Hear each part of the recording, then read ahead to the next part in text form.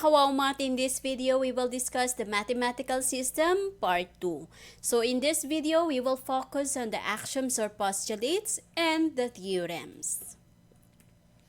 Let's have our objectives. First, we will define each part of the mathematical system, which was actually discussed sa ating part 1. So balikan po natin, make sure na mapanood po natin yung part 1 bago po tayo magpunta dito. So, we have two parts of the mathematical system. So, it is divided into two. So, panoorin po muna natin yung part 1 bago po tayo magpunta dito sa part 2. Okay? So, dun sa part 1, na-discuss po doon yung undefined terms and defined terms. Now, in this video, we will focus po sa postulates and theorems. Okay?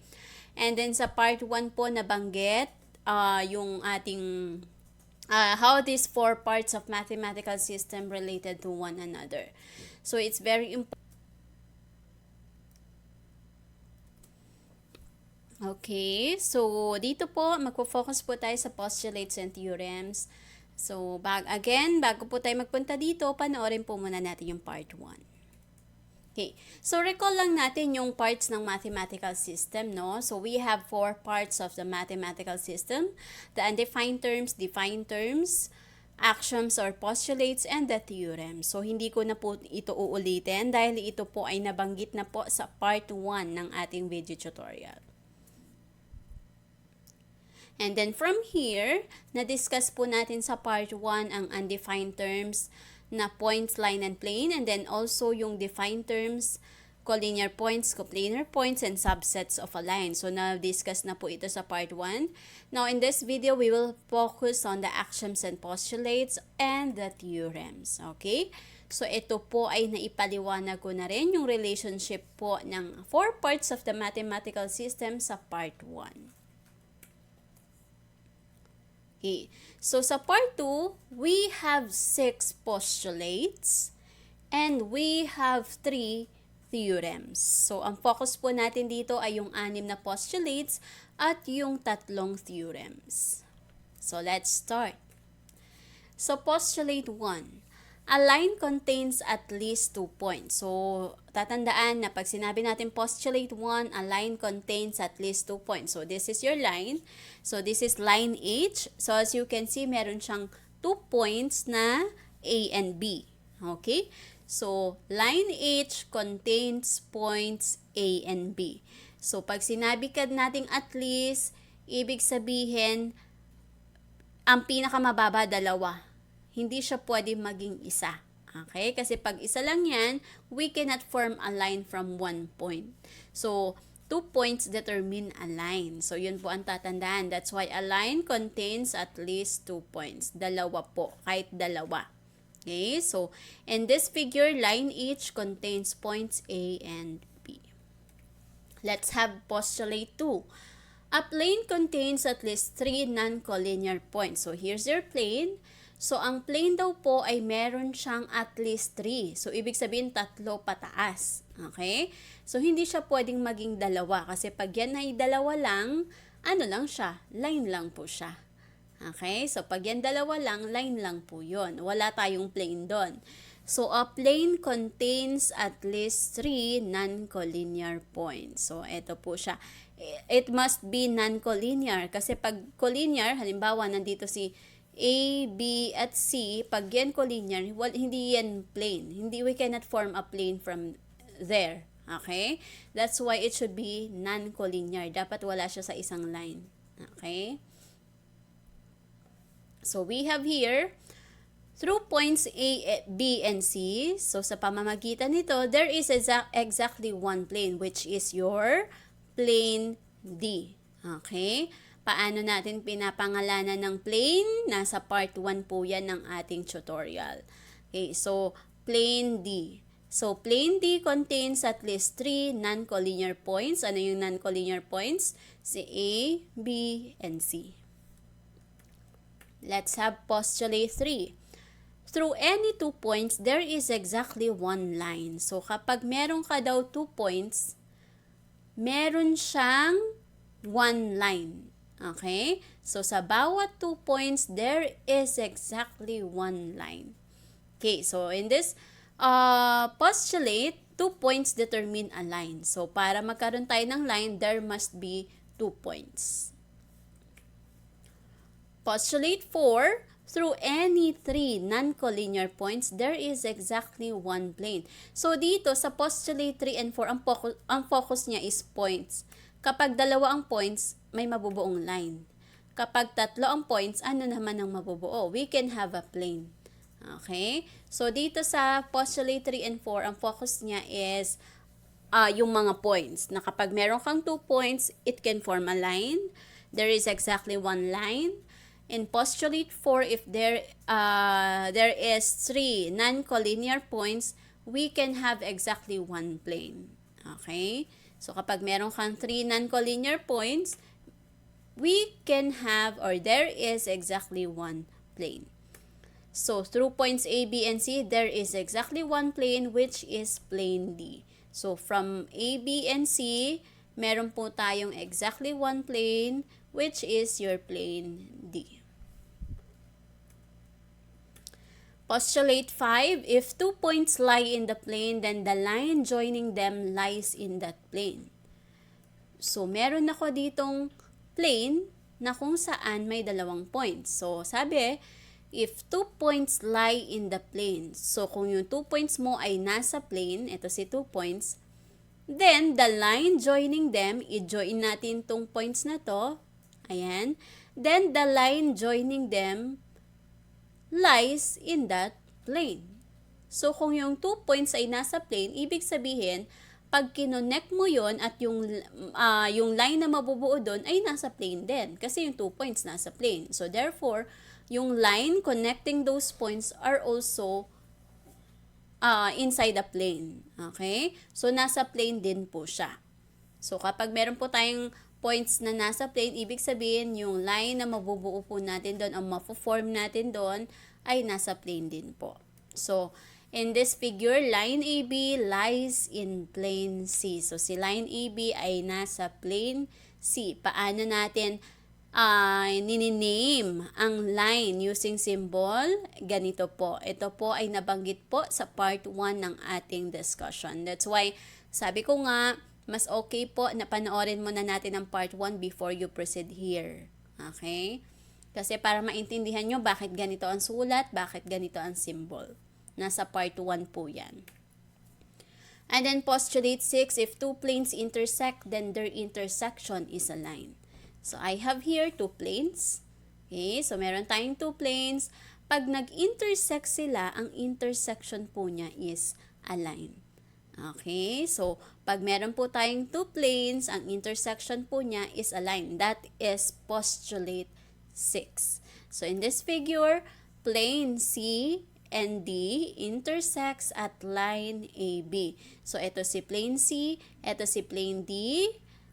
Saan sila nag-intersect? Sa line AB. So, therefore, the intersection of 2 planes is a line. Again, the intersection of 2 planes is a line. Let's proceed to the theorem. So, we have 3 theorems. So, let's have first theorem number 1. If 2 lines intersect, ayan po. So, ito yung first line mo, ito yung second line. Pag sinabing intersect, nag-meet sila.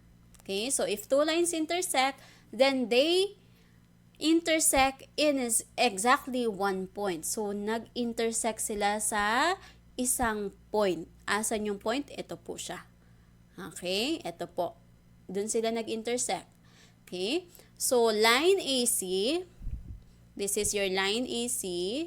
Line AC intersects line BD. Ito si line BD. So, si line AC intersects line BD at point E. Okay? So, line AC intersects line BD at point E. So, therefore, point E is the point of intersection. Okay? So, ang tawag natin sa kanya, point of intersection. Let's have theorem 2. Number 2. if a point lies outside the line, so ito po yung figure natin. So ito yung line, and then ito yung point na wala sa line. Okay? So if a point lies outside a line, then exactly one plane contains both the line and the point. So in this figure, kapag meron ka daw line and point na wala sa line, ibig sabihin parang sinasabi nito non-collinear eh.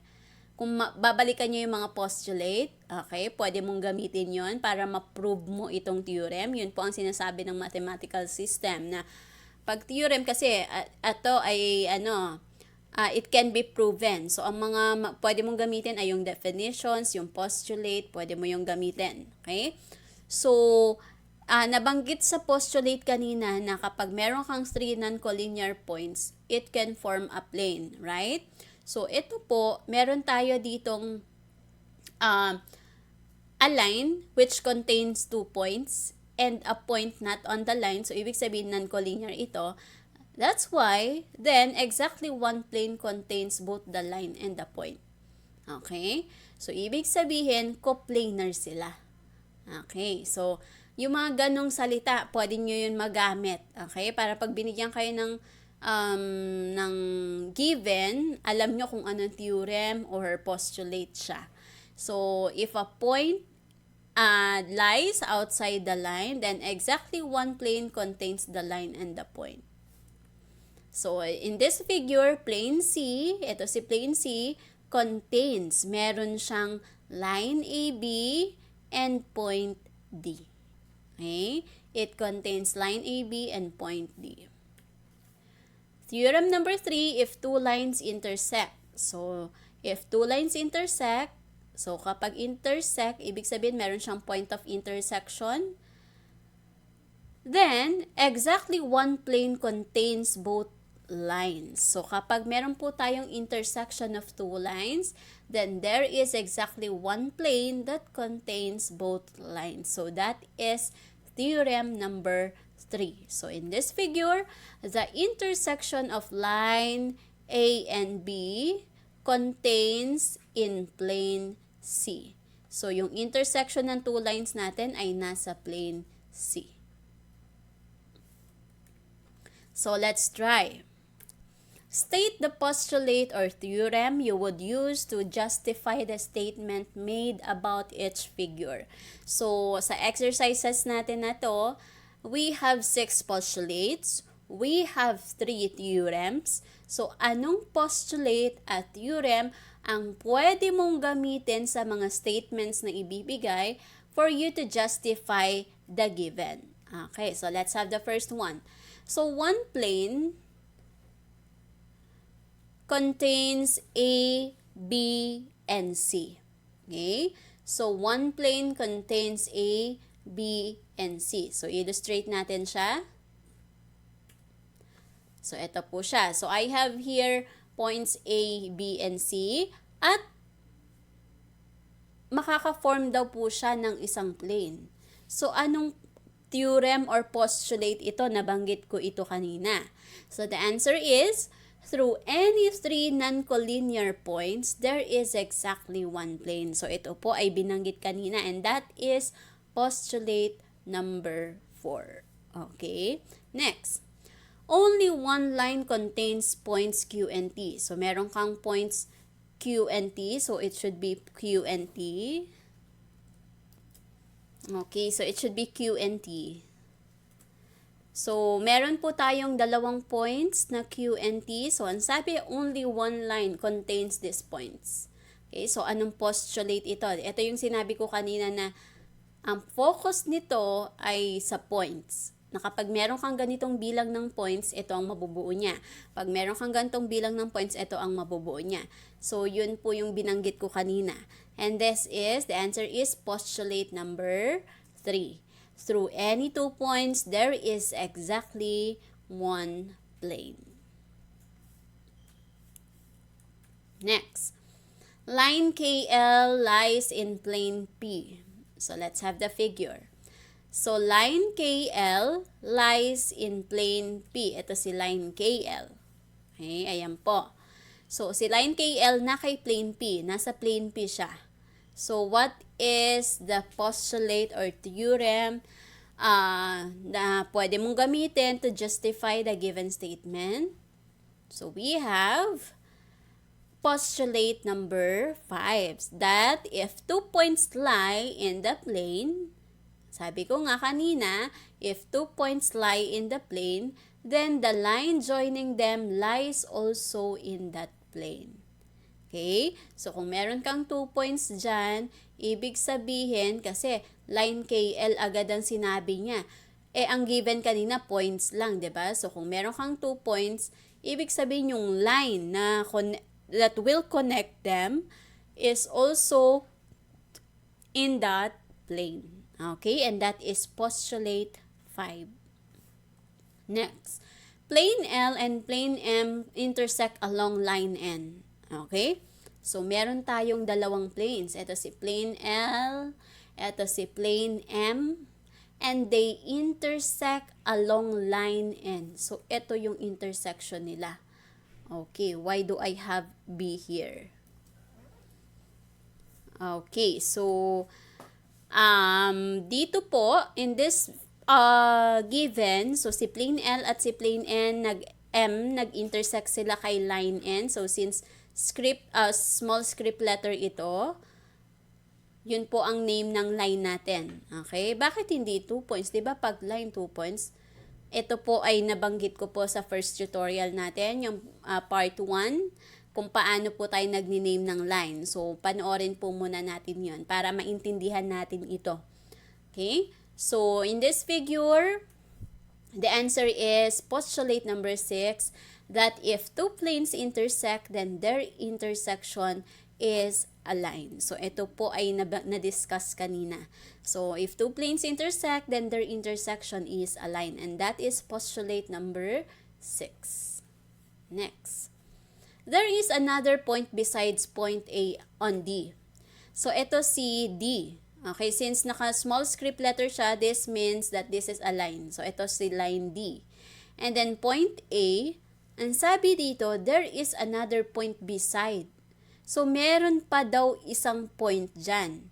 Kasi, bakit? Why?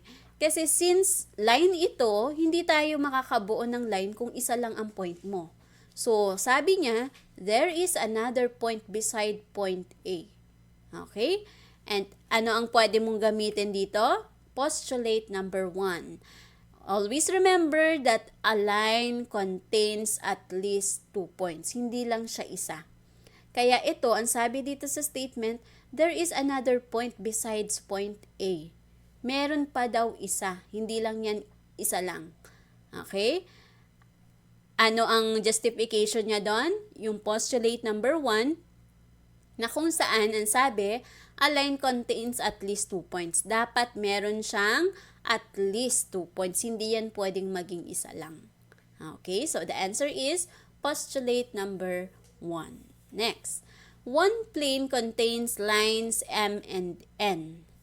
So, ito si line M, ito si line N, ito yung intersection nila. So, ang sabi dito, one plane contains lines M and N. So, the answer is, if 2 lines intersect, then exactly one plane contains both lines. So, that is theorem number 3, na kung saan binanggit ko doon, na kapag merong intersection ng lines, automatic, they contains in one plane. So, they are coplanar. Okay? So, nasa isang plane sila. So, there is exactly one plane that contains both lines. So, nandoon sila sa isang plane. Okay? So, the answer is theorem number 3. Next. One plane contains line AB and D. So, eto si line AB, since dito, ibig sabihin, point yan. Okay, so line AB, pag line malalaman mo kasi dalawang points yan na magkatabi, dalawang letter. Pag isa lang yan, that is just a point. So, one plane contains line AB and D. So, nasa isang plane daw sila. Okay? So, ano ito? This is theorem number 2. that if a point lies outside a line, then exactly one plane contains both the line and the point. So kapag meron po tayong point na wala dun sa line, kasi pag nasa line yan, collinear yan. Wala kang mabubuong plane dyan. Okay? So since wala siya sa line, kapag nagkaroon ka ng point na wala sa line, automatic. There is exactly one plane that contains both the line and the point. Okay? Magkakaroon ka po ng one plane dyan kapag meron kang isang point na wala sa line. Yun po ang sinasabi ng theorem number 2. Next. Lines S and T. So, si S and T, this is your line S, this is your line T, intersect at M. So, M ito, ibig sabihin point, kasi single capital letter. So, M, so that is your intersection. Okay? So, si line S at si line T nag-intersect kay point M at no other point. Wala nang iba, only line M. So, ano po ito? If two lines intersect, then they intersect in exactly one point. And that is theorem number 1. So, ang sinasabi lang nito na kapag nag-intersect yung dalawang lines, nag-intersect sila sa point, sa isang point. So, anong theorem yon? If two lines intersect, then they intersect in exactly one point. And that is theorem number 1. So, actually, yung mga theorems and postulate natin, madali mo siyang maintindihan. Okay? So, basahin mabuti ang given, tingnan mabuti yung binigay, kung ano ang focus niya, kung anong dinidescribe niya, and then, tingnan natin, basahin natin ng paulit-ulit ang postulates and theorems, kung ano ang pwede mong gamiting justification sa mga statements na ibinibigay. So, let's have this one. Test yourself. So, pause ang video bago po natin ipakita ang sagot. So, meron pa tayong part 2 ng test yourself, ha? So, sige po. Paki-pause po ang video and then later on, i-flash ko yung answers. So, you just have to respond to each statement if you agree or disagree.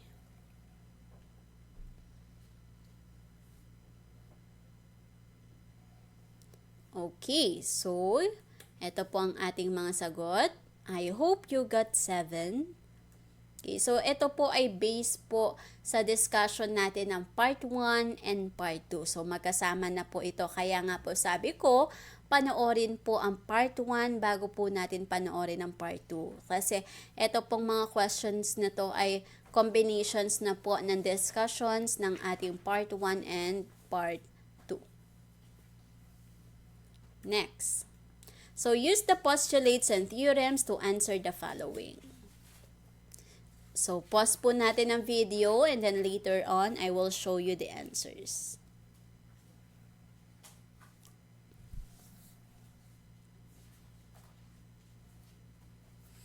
Okay, so here's the answer. At least how many points are contained in a line? So, at least. So, para maka-form ka ng line, ilan ang pinakamababang points na dapat meron ka? So, at least 2 points.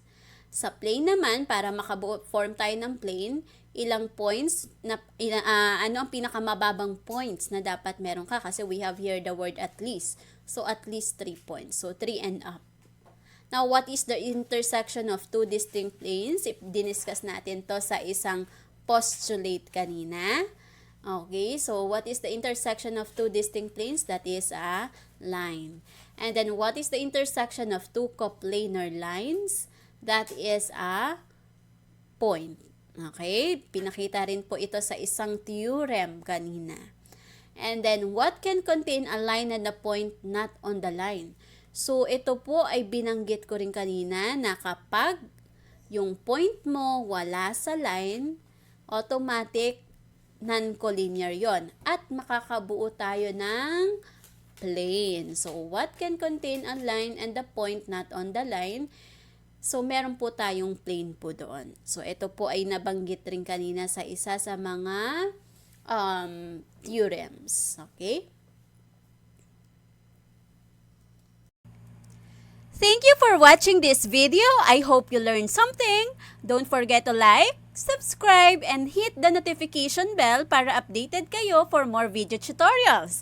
This is your guide in learning your math lessons, your Wow Math channel.